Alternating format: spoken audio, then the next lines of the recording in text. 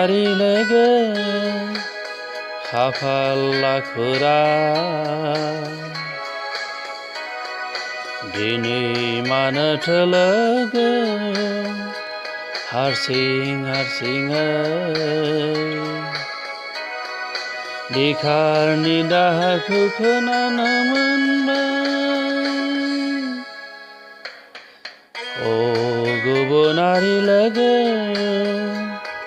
खाफाल लाखुरा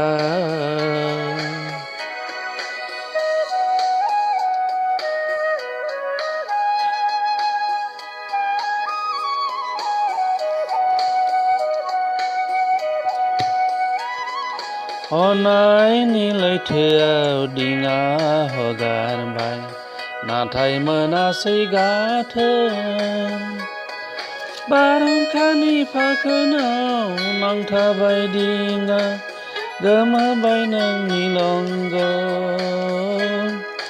ओ गुबुनारि लोगो खाफाल लाखुरा दिनै मानोथो लोगो हारसिं हारसिङै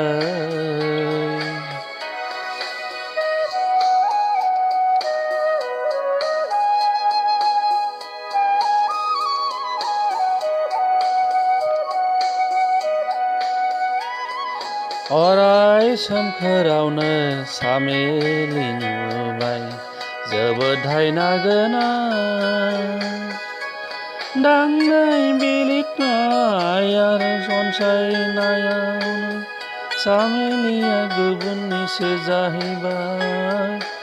ओ गुबुनारि लोगो खाफाल लाखुरा।